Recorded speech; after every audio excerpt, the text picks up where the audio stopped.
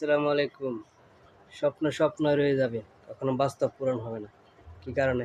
অন্যের ভিডিও যদি না দেখেন ভাই, কখনো সম্ভব না।